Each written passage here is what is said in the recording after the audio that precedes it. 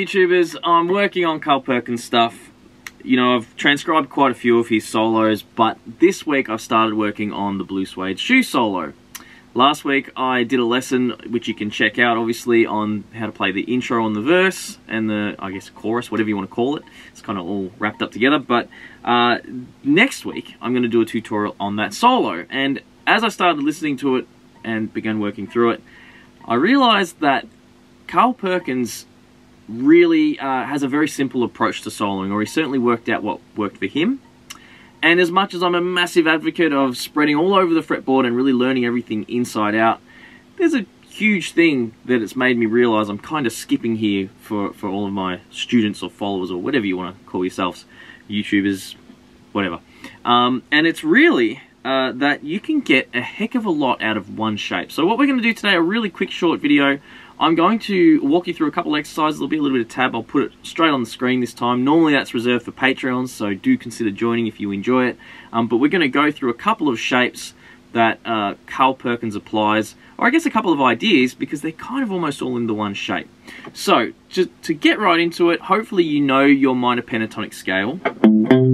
Okay, I'll put that up straight away.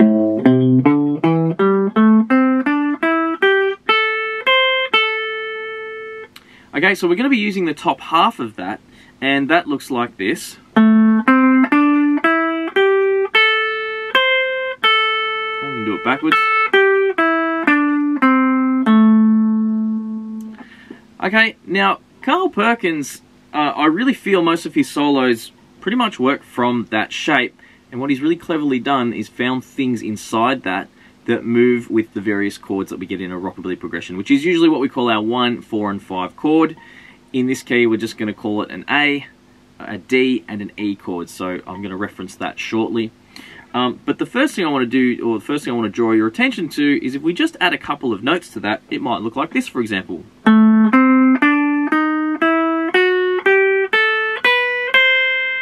And backwards.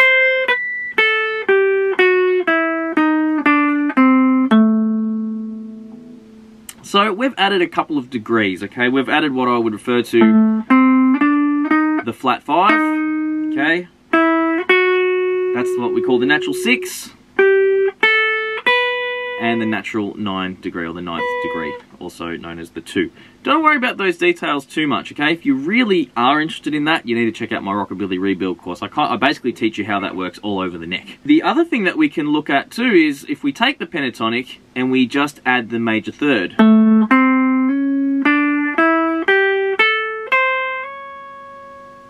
Okay, that's the major third because that's the minor sound, and that's the major. Okay, sad, happy. That's the key note that really makes that happen. We call that the major third. So keep that in mind. And then the last thing that I want to show you that's really cool is using just what we call the natural 6 on its own as part of the pentatonic and dropping the flat 7, okay, which was that note there. Again, don't worry about the numbers, just learn the little pattern as I put it up here.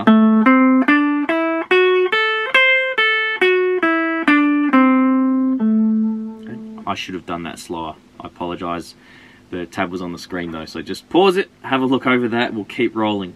So, what's really happening in a lot of Carl Perkins solos that I really love is on the A chord, he'll work off pentatonics, no problems. Maybe with little double stops where we play 2 notes. That kind of thing. That's probably not too unfamiliar to most of you. But where it gets a little more interesting is he might quite happily add things like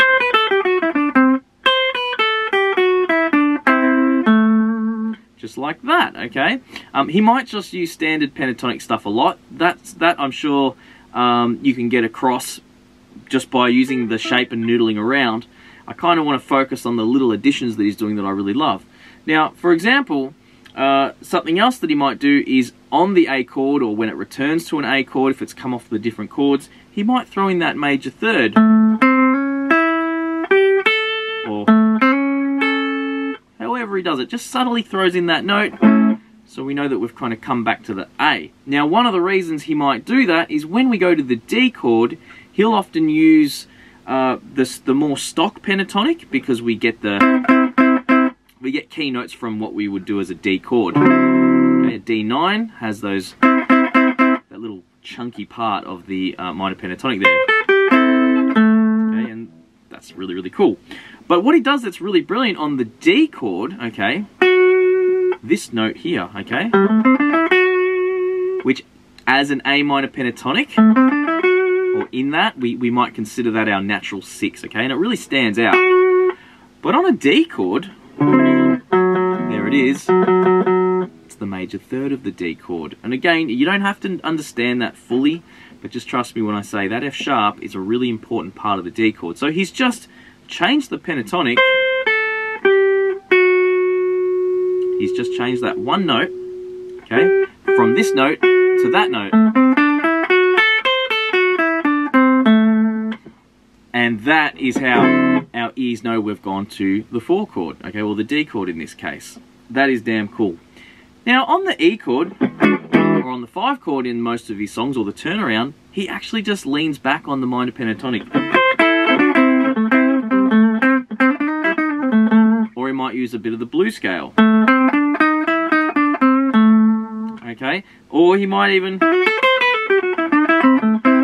just rip into all of his ideas kind of at once. He would more than likely avoid the major third though, because that really tells us we're back on the A chord, that 6th fret there, or the C sharp. Okay, but you can see his system kind of goes something along these lines. If I'm playing on the A,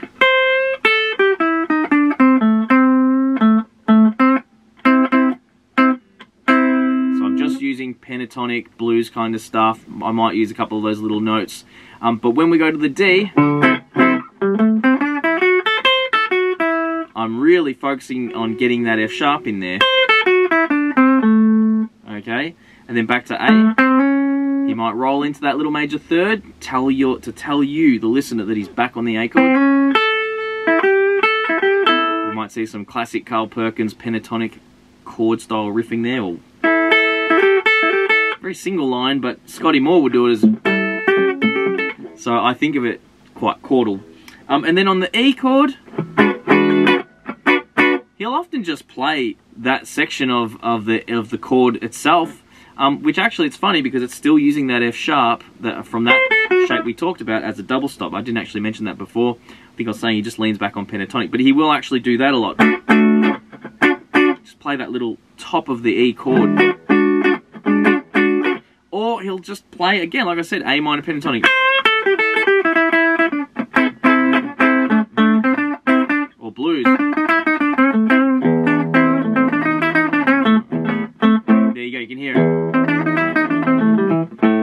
Matchbox style, that's the kind of thing he does in matchbox style over the E chord. So, I hope this is making some sense. If I was to just sum it up, if you just, mind's blown and you're like, oh, there's so much stuff going on. I guess my point is, he's really just explored one shape instead of trying to run all over the neck. And I think it's a really great lesson. If you can get some great soloing ideas in one position, that's amazing. That's a good thing. You can play some really great solos. Maybe once you're feeling comfortable with that, start moving into your next position, okay? And if you do want to learn that stuff, then you definitely need to check out my Rockabilly Rebuild course. And you can say that's shameless self-promotion, but it's there, and the resource is damn good, I promise, because I spent a long time putting it together. But again, that's not 100% why we're here today. Hopefully that made some sense and you can go away and have some fun off of that. I hope you guys enjoyed the lesson. Make sure you check out the Patreon and stick around for the lesson on the solo in the coming weeks. See you guys in the next one.